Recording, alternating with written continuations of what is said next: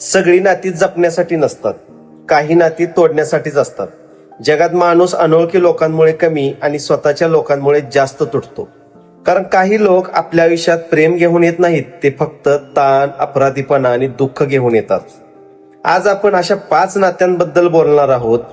ती जितक्या लवकर संपवाल तितक्या लवकर तुमच्या आयुष्यामध्ये शांती येईल, मानसिक, आर्थिक आणि भावनिक नुकसान वाचेल आणि कदाचित यातील एखादं नातं आजही तुमच्या आयुष्यात असेल. विश्वासघात करणारे लोक. कोणत्याही नात्याचा पाया प्रेम नसतो, विश्वास असतो.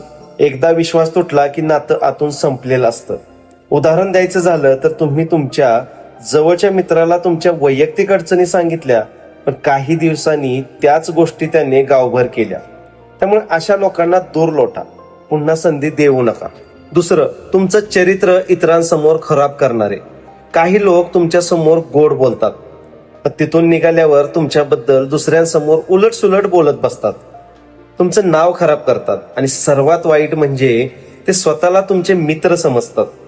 जो व्यक्ती तुमची अनुपस्थिती पाहून तुमची इज्जत काढतो, तो तुमच्या उपस्थितीत असलेला आदर खोटा असतो. अशा लोकांपासून अंतर ठेवण्यातच शहाणपण असते. तिसरं, वारंवार पैसे मागणारे. गरज पडल्यावर मदत करणे चांगली गोष्ट आहे, पण काही लोकांसाठी तुम्ही मित्र नसता, तुम्ही ATM मशीन असता. एकदा घेतलेले पैसे परत करण्याचे आश्वासन देतील आणि पुन्हा पुन्हा पैसे मागत बसतील. उगाच खोटी कारणं सांगून टाळाटाळ करतील आणि तुमच्या चांगुलपणाचा गैरफायदा घेतील.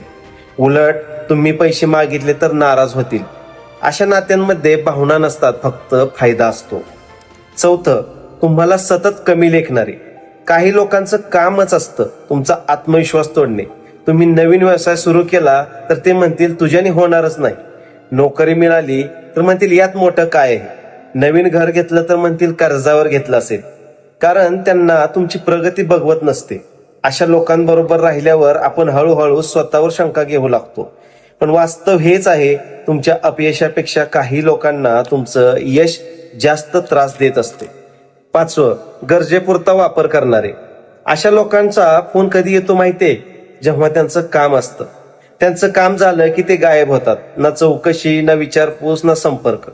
पण पुन्हा गरज पडली ते अगदी जवळचे आहेत असे वागतात.